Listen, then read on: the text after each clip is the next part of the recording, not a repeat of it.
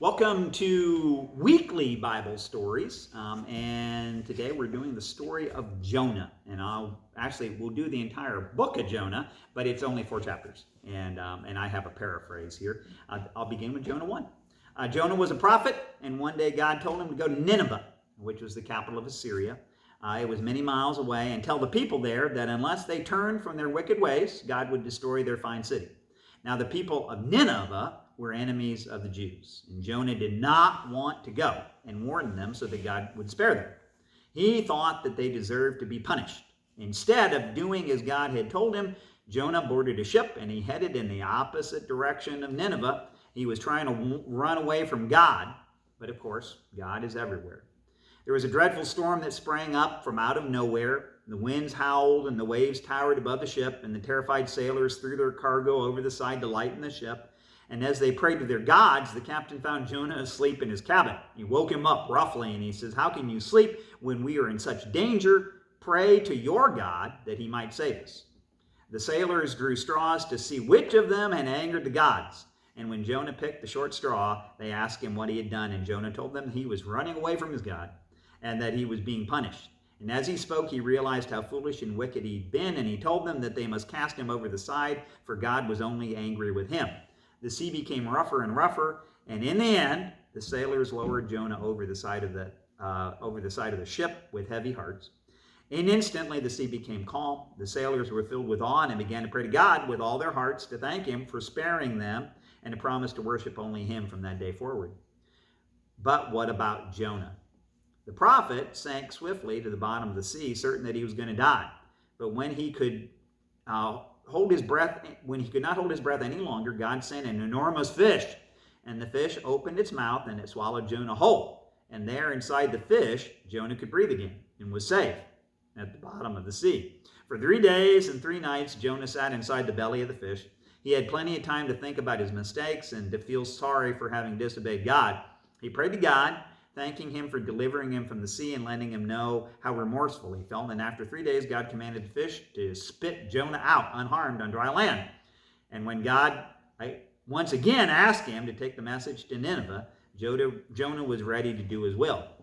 When the people of Nineveh heard Jonah's message, they were appalled and frightened. And the king issued a royal proclamation that everyone should fast and wear sackcloth. And the people prayed to God, and they vowed to give up their evil ways.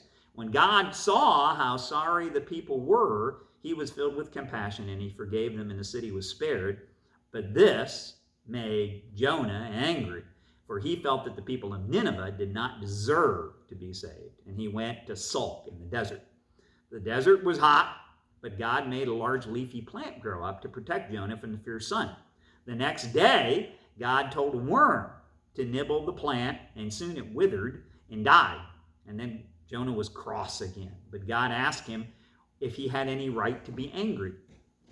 Jonah replied indignantly, "I have every right to be angry. I might as well die. This plant is gone."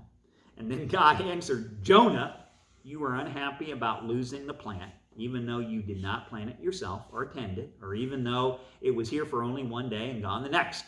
Nineveh has more than 120,000 people living there, men and women and children that you have not made or cared about over the years. Do you have a right to be concerned about the plant, but not to take pity on them?" That would be the story of Jonah. Pastor Dave, how are we like Jonah? Well, in one way, I've heard actually lots of pastors say that they were like Jonah in the sense that God told them to do something, called them into ministry, and I always talk about going the other direction. And so I think we're like Jonah in the sense that sometimes God calls us to do something, wants us to do something. We have that sense, but we refuse to do it for whatever reason. The other way I think that we're like Jonah is that Jonah wanted Nineveh, the capital of Assyria, he wanted it judged. He wanted God to zap them, to smite them.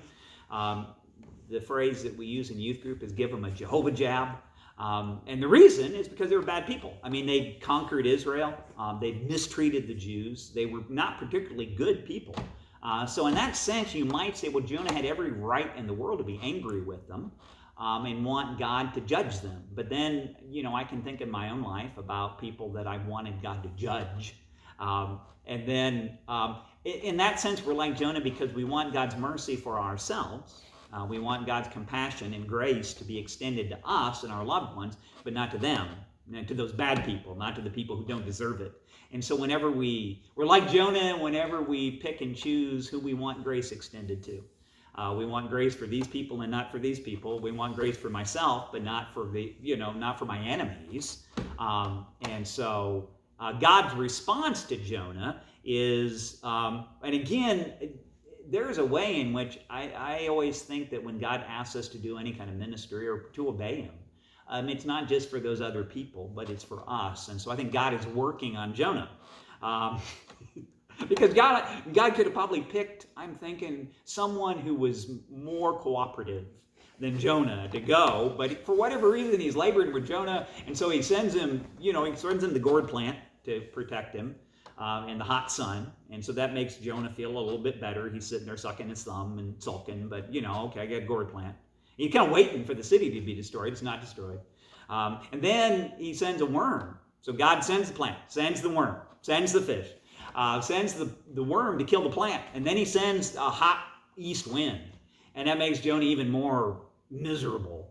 And then he says, I am miserable enough to die. And God says, well, you're upset about this city not being destroyed. You're upset about his plant, which died, but you didn't make it. In the same way, Nineveh, you didn't make it, but you're upset about it.